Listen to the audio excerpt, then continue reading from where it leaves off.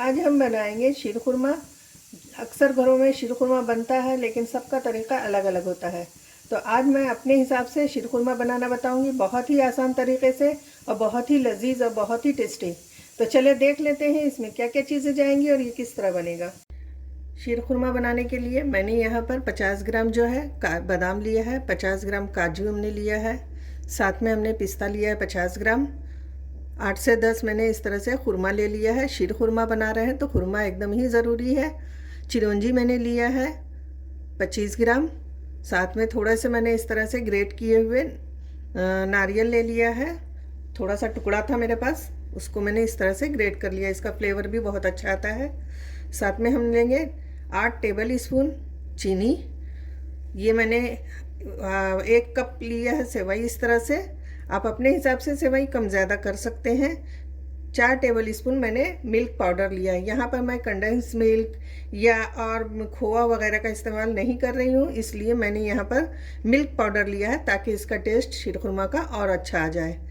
Half tea spoon मैंने इलायची ली है। अगर इलायची पाउडर आपके पास नहीं है इस तरह से, तो आप इलायची भी साबुत ले सकते हैं। ज़ाफ़रान को मैंने गर्म दूध में इस तरह से भिगो दिया है। ड्राई फ्रूट आप अपने हिसाब से कम ज़्यादा कर सकते हैं, जितना आपको पसंद हो आप ले सकते हैं।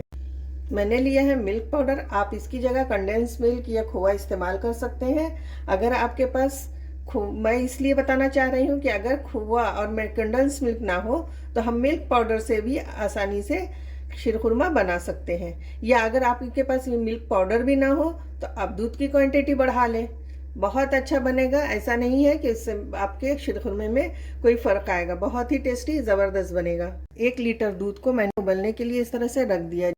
ये देखें दूध में उबाल आ चुका है और फ्लेम को भी धीमा कर दिया है। अब हम क्या करेंगे, गैस ऑन करेंगे, फ्लेम को स्लो करके हम दूध को इस तरफ रख देते हैं उबलने के लिए।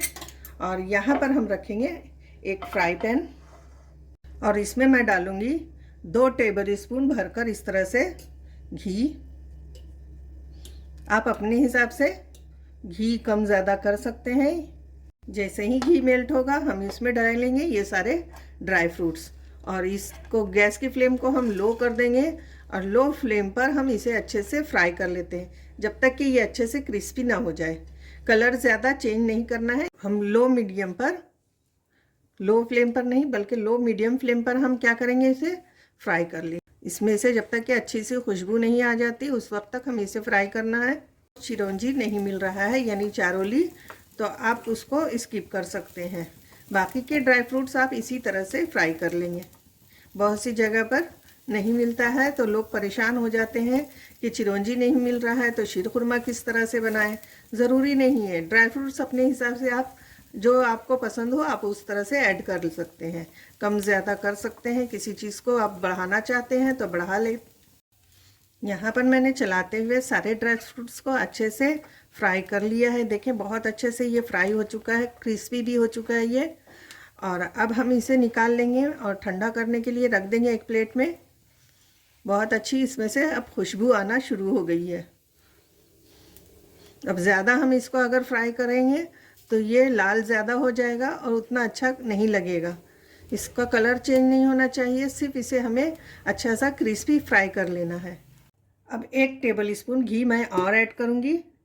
साथ ही में हम सेवई डालेंगे। इसमें मैं हाफ कप सेवई इस तरह से लेकर भून लूँगी।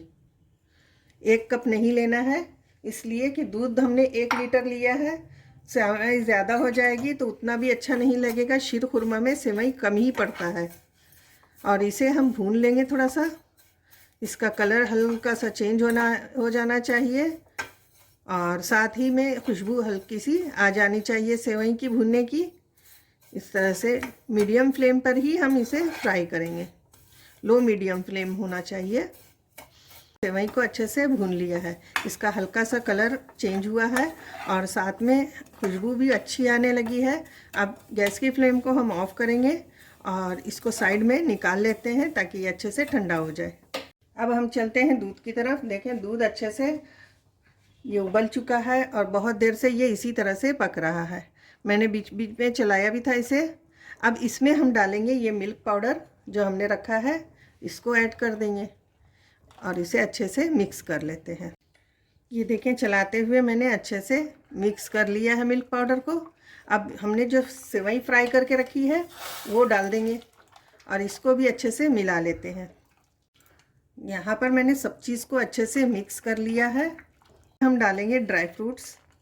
आप अपने हिसाब से ड्राई फ्रूट्स कम ज़्यादा कर सकते हैं और जितना आपको चाहिए अभी ऐड करें, बाकी के हम बाद में भी ऐड करेंगे। सर्व करेंगे उस वक्त भी हम इसमें ऐड करेंगे। ड्राई फ्रूट्स को भी हमने अच्छे से पका लिया है।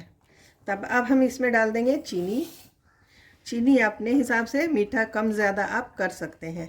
इस तरह से हम मिलाते हुए चीनी को भी मेल्ट कर लेंगे, अच्छे से पिघल जाने तक पकने देंगे सेवई को। साथ ही में हम डाल देंगे इलायची पाउडर, ताकि इसकी खुशबू अब जो है अच्छे से आ जाए। पहले हम डाल देते हैं तो इतनी अच्छी खुशबू इसके अंदर बाकी नहीं रहती, उबलते हुए कम हो जाती है। तो हम आखिर में डालेंगे, जब हम चीनी डाल लेंगे उसके बाद हमें डालना है। और साथ ही में हम डालेंगे ज़ाफ़रान जो हमने भिगो कर रखा है, वो इस तरह से मिला देंगे और इसे भी हम अच्छे से मिक्स कर लेते हैं। और ज़रूरी नहीं है कि आप ज़ाफ़रान ऐड करें, है तो आप ऐड कर दें, वरना आप इसको भी हटा सकते हैं। सिर्फ इलायची ले लें। अगर इलायची पाउडर ना हो तो आप इलायची भी इस्तेमाल कर सकते हैं। साबुत इलायची को आप पहले ही दूध में, उबलते हुए दूध में ऐड कर लें। और मैंने ये पाउडर की वजह से मैंने लास्ट में ऐड किया है। ये देखें, अच्छे से ये शीर खुरमा हमारा बनकर तैयार हो चुका है।